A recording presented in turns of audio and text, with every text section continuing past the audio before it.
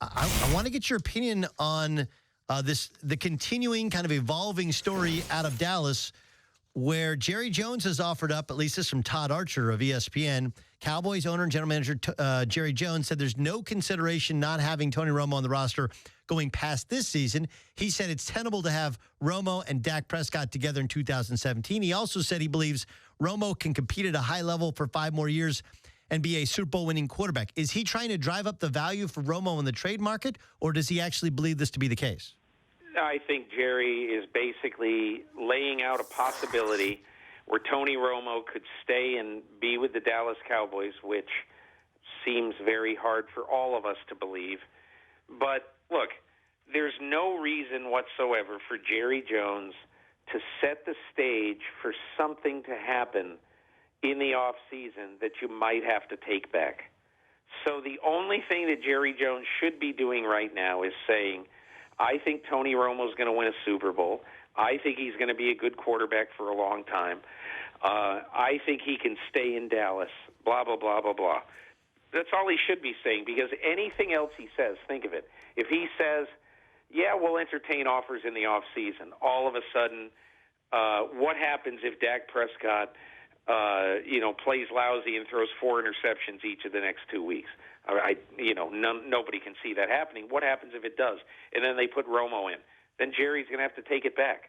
Why should you say something that you might have to take back? Maybe there's only a 20% chance he'd have to take it back, but he might have to take it back. So the best thing to do right now is to tell everybody, rah, rah, Romo, we love him.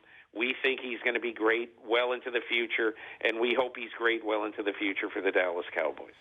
Peter, you talk to all the NFL executives, and you have so many sources and insiders, and so too does everybody on the MMQB. I just wonder what their thoughts are when there's not a microphone in front of them in terms of who's actually gives the Cowboys the better chance to win in the playoffs this year. What do most people think?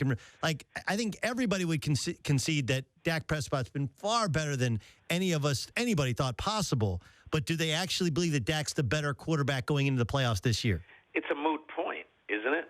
I mean, I would just ask you this question, Doug. Suppose you got a high ankle sprain at Oklahoma State, and Joey Wonderboy came in the lineup and averaged 24 points a game for 10 games in a row. And all of a sudden, you're ready to go. Hey, Coach, I'm ready to go. Yeah, okay, well, we'll see what happens. I mean, Joey Wonderboy is going to continue to play because you're winning games and you're not going to take him out of the lineup. And obviously, basketball's a little different. Yeah, sure. You make substitutions, but in football, you don't. So, in my opinion, and look, it's one thing. If Dak Prescott down the stretch loses 3 or 4 games and plays poorly, Romo's going to play. But until that happens, he's not going to. And as to who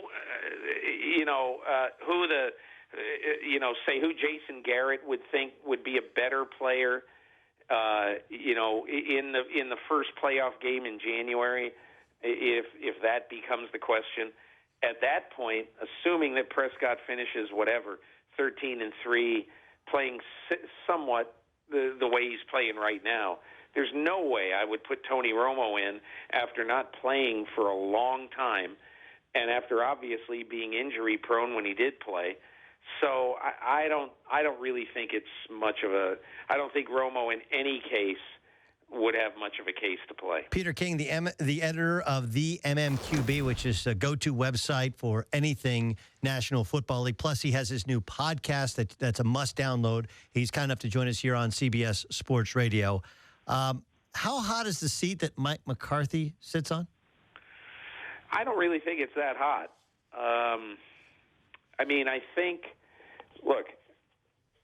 I think one of the unpopular things right now in our business is to say that it's Aaron Rodgers' fault. Because, it can't be Aaron Rodgers' fault. It's got to be McCarthy's fault. It's got to be the receivers dropping balls. It's got to be this. I mean, Doug, Aaron Rodgers is playing not very well at all. Pro Football Focus has a great stat right now And Aaron Rodgers has always been a very good downfield thrower. Right now, on downfield throws, he is last in the NFL in accuracy. Downfield throws means throws 20 yards or more downfield. And that is a stunning number compared to, Rodgers has always been great throwing the ball downfield. And then you say, well, he must not be getting enough time to throw. Only Tyrod Taylor among all quarterbacks in football has had more time to throw this year. So, at some point, you have to say Aaron Rodgers has to play better. I just can't see the Packers right now dumping Mike McCarthy. Whoever, and we'll see what happens. If they go 5-11, all bets are off. I kind of don't think they are going to go 5-11. I think they've had a tough schedule, and that schedule continues to get tougher. At Washington, at Philadelphia, division-leading Houston, division-leading Seattle at home. That's a tough 4-week stretch. So we'll see what happens. But in my opinion, I don't think McCarthy, as of now, is in much danger. All right, well, same question for Mike Tomlin. The Wolves are a little bit out. A lot less. He's in less trouble. He's in less trouble than Mike McCarthy. Mike Tomlin's not going to go anywhere. Doug, I just can't believe it. I remember going to Pittsburgh Steelers training camp where they're coming off a couple of years without the playoffs. They've just gone 6-10. And Wolves are circling for Bill Cowher. And what does Dan Rooney do? He gives them a contract extension. That's just the way they are. I can't see, I'm not saying it's impossible, but I just can't see, especially, I want you to look at the Pittsburgh Steelers, in recent weeks, okay?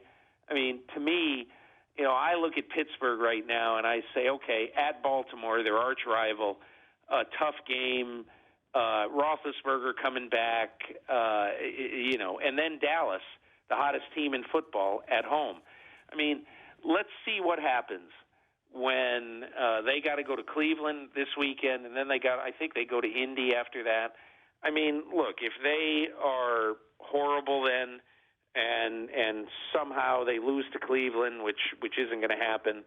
Look, the Steelers just don't do that. The Steelers don't go 10-6, and then the next year go 7-9 and not make the playoffs, and they fire their coach. They never have, and I will be utterly, absolutely blown away if they even thought about it this year. Peter King joining us on CBS Sports Radio.